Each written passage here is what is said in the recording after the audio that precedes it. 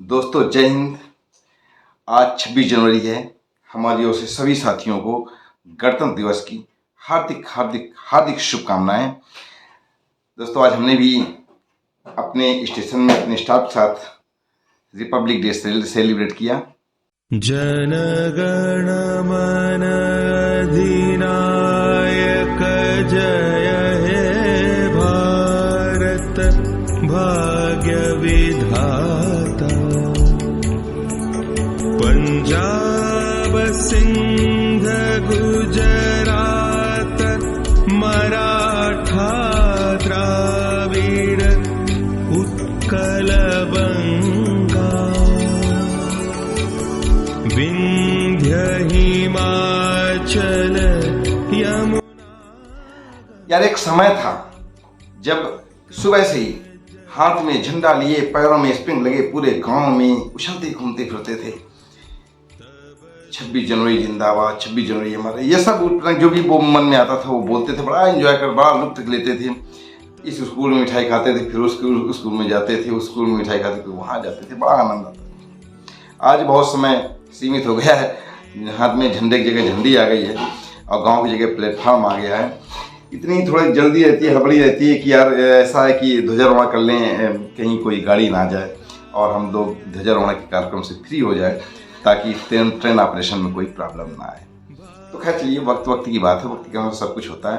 तो बहुत समय तक तो ऐसा रहा कि ये समझ ही नहीं पाए कि 15 अगस्त और 26 जनवरी में अंतर क्या है। बस ये जानते थे कि ये स्वतंत्रता दिवस है और हमें आज़ादी मिली थी। आज़ादी कहाँ से कैसे मिली थी ये सब केवल शब्दों में था, उसके कोई एहसास नहीं, की कोई कल्पनाएं नहीं थी। मेन उद्देश्य रहता था लड्डू खाना, मिठाई खाना, कहाँ बतासे बट रहे हैं, कहाँ लड्डू बट रहे हैं। देखिए, जहाँ तक रही बात कि 15 अगस्त और 26 जनवरी में अंतर क्या है, हमें बताने की जरूरत नहीं है। आप सब लोग वयस्क हैं, जानते हैं, समझदार हैं कि इनमें क्या अंतर है। दरअसल ये तो हम जानते हैं कि हमारा देश कई सौ सालों तक अंग्रेजों के अधीन रहा, अंग्रेजों के नियम कानून से चलता रहा। लेकिन कुछ क्रांतिकारी स्वतंत्रता सेनानियों ने ज़्यादा ही जोर दिया, बिल्कुल पीछे ही पड़ गए। कुछ भी हो, हम आज़ादी लेकर रहेंगे, अपने देश को आज़ाद करवा के रहेंगे। अंत में 15 अगस्त 1947 को अंग्रेजों के साथ एक समझौता हुआ और समझौते के तहत अंग्रेजों ने रातों रात भारत छोड़ दिया। हमारा देश फ्री हो गया, आज़ाद हो गया। लेकिन यह समझौता तो पेपर में हो गया कि हमारा आज के बाद में आपके देश से कोई मतलब नहीं है, लेकिन रातों रात संविधान नहीं तैयार किया जा सकता था। इसलिए जब तक हमारा संविधान न तैयार हो जाए, हमें अंग्रेजों के बनाए संविधान पर चलना था, उसी पैटर्न पर चलना था। सीधे ही बात कह दें कि जब तक हमारा मकान नहीं तैयार हो जाएगा तब तक हमको उस मकान में रहना है। भले ही अंग्रेज लोग चले गए तो क्या हुआ, लेकिन मकान वही था जो बना गए थे, उसी मकान में हमको रहना था। फिर डॉक्टर भीमराव अंबेडकर की अध्यक्षता में एक समिति का गठन किया गया और इस समिति ने रात दिन मेहनत की और 2 साल 11 माह 18 दिन में भारत का नया मकान यानी नया संविधान बनाकर तैयार कर दिया। इसे 26 जनवरी 1950 को इम्प्लीमेंट कर दिया गया और अब हम अपनी सुविधानुसार जो कानून बना था हमारे देश के लिए हिसाब से, सबके लिए बराबरी का संविधान था, इसमें बराबरी का हक था, उसमें चलने लगे। और अब माने कि हम लोग पूर्णतः आज़ाद हुए, पूर्णतः स्वतंत्र हुए, यानी अंग्रेजों के उस मकान से भी दूर हुए, हमें छुटकारा मिला। क्योंकि अंग्रेजों ने जो कानून बनाए थे उसमें अंग्रेजों ने अपने हित को देखते हुए कानून बनाए थे। अब जब तक नहीं था हमारे पास हमारा कानून, तब तक मजबूरी उनके पैटर्न पर चलना पड़ा हमें। लेकिन ये है 26 जनवरी और गणतंत्र दिवस में अंतर। तो जो 26 जनवरी 1950 को जो इम्प्लीमेंट हुआ, इस देश को, इस दिन को हम लोगों ने गणतंत्र दिवस यानी रिपब्लिक डे के रूप में सेलिब्रेट किया। अब दोस्तों यार, बात ये तो सब लोग जानते हैं, लेकिन बात ये थी कि हम गुलाम हुए ही क्यों थे। इसके लिए आप किसी की कही सुनी बातों में या किताबों में न जाकर प्रैक्टिकली सोचिए, किसमें गलती किसकी थी, अंग्रेजों की या हमारे बुजुर्गों की। तो जो हमारा एक्सपीरियंस रहा, जो हमारा अध्ययन रहा इस विषय में, वो ऐसा लगा कि जैसे इसमें गलती अंग्रेजों की नहीं यार, लूटने के लिए तो दुनिया बैठी है, हम क्यों लूटे। अंग्रेजों ने दिमाग से लूटा था हमें। हमारा देश, हमारे लोग बहुत सक्षम थे, समर्थ थे हर तरीके से। देखिए, जब अंग्रेज लोग इंडिया आए थे तो वो इस उद्देश्य से आए ही नहीं थे कि हम कभी इंडिया पर राज करेंगे। वो सिर्फ एक व्यापारिक सोच से आए थे कि अगर कुछ ऐसा हो जाए कि हमारा व्यापार इंडिया से चलने लगे तो हमारी आमदनी कुछ बढ़ जाएगी, इनकम होगी। वो तो देखिए हर कोई चाहता, हर कोई करता है कि भाई हमारा व्यापार जितना बढ़ सके। यहाँ के राजाओं से अंग्रेजों ने एक एग्रीमेंट किया, उनसे कहा कि भाई ऐसा है, आप हमको अपने यहाँ जगह दीजिए और हम एक ईस्ट इंडिया कंपनी यानी व्यापारिक संस्था यहाँ पर डालना चाहते हैं और आप हमारी मदद कीजिए। तो देखिए, ये प्रस्ताव अंग्रेजों ने रखा और हमारे देश के राजाओं ने उसे स्वीकार किया। ये बहुत अच्छी बात थी। राजाओं ने ये सोचकर स्वीकार किया था कि भाई ठीक है, हमारे यहाँ अगर कोई कंपनी लग रही है तो हमारे यहाँ के, हमारे देश के लोग भी, जो 4 लोग बेरोजगार हैं उनको रोजगार मिलेगा और अंग्रेजों को चलो जो लगा रहे हैं उनको तो फायदा होगा ही होगा, लेकिन 2 पैसे हमको भी फायदा होगा। ये तो कोई गलत बात नहीं थी। उन्होंने सार से परमिशन दे दिया और ये जो सोच थी उस सोच को हम सराहते हैं, अच्छी थी सोच। लेकिन जब अंग्रेज यहाँ पर व्यापार करने लगे तो उन्होंने थोड़े दिनों में महसूस किया कि यार इंडिया में लोग आंख के अंधे और गांठ के पूरे हैं, यानी इनमें भेजा नहीं, स्वाभिमान है। यहां पर सिर्फ मुझ की लड़ाई है, कुछ नहीं, और ये सब मुठिया बुद्धि के हैं, इन पर राज किया जा सकता है। यहां पर अंग्रेजों ने दिमाग लगाया। और दोस्तों, हमने अब तक वीडियो बनाए हैं, अक्सर हमने कहा है कि आदमी सिर्फ जानवर से एक ही चीज में आगे और वो है दिमाग, वरना ये जानवर से हर मामले में पीछे है। बुद्धि नहीं है तो आत्महत्या कर लो, ज्यादा अच्छा है, लेकिन दिमाग कहीं मत छोड़ो। अंग्रेजों ने जब ये महसूस किया कि यहां पर लोग बात वाले हैं, जज्बात वाले हैं और जज्बाती लोगों पर दिमाग से बहुत जल्दी हावी हुआ जा सकता है, अंग्रेजों ने कुछ इसी तरीके की कूटनीतियां लोगों पर इंप्लीमेंट करनी शुरू कर दी और जिससे देखते थे कि उससे फायदा है उसे किसी न किसी तरीके से अपने फेवर में कर लेते थे, जिससे देखते थे फायदा नहीं है उसको बाइकआउट करने की कोशिश करते थे। खास बात ये थी, अंग्रेज उनसे मिलते थे जाकर के और इस राजा की चुगली करते थे, बुराई करते थे। महाराज उसने आपको ऐसा कर दिया, ऐसे कैसे संभव है, और आप लोग चिंता मत करिए, अगर बात की बात है तो हम आपके साथ हैं। आप अगर कहें तो उनकी ऐसी की तैसी कर दें, चिंता मत करिए, हम जो कहते हैं वो करते हैं। अब उसके अंदर चाहे साथ हो या ना हो, वो राजा तो ऐसा कि उसे तलाशना नहीं, पता नहीं करना भाई कहा तो क्यों कहा या नहीं कहा, लेकिन उसके स्वाभिमान की बात आ गई, अरे उसकी ऐसी की तैसी। अब अंग्रेजों ने कहा तुम चिंता ना करो, अगर तुम्हारा साथ दो तो हम साले को अभी मार के उसको कुर्सी से हटा देंगे और आपको राजा बना देंगे। हाँ, खास बात ये थी, अंग्रेज किसी राज्य के राजा नहीं बनते थे, क्योंकि राजा की जिम्मेदारी होती है और उस पर अपने देश को चलाने की जिम्मेदारी होती है, लेकिन यहाँ तक अंग्रेजों सिर्फ पैसा पैदा करना था, लूटना था, इसलिए वो राजा उस किसी को और बनाते थे, लेकिन वित्त मंत्रालय खुद संभालते थे।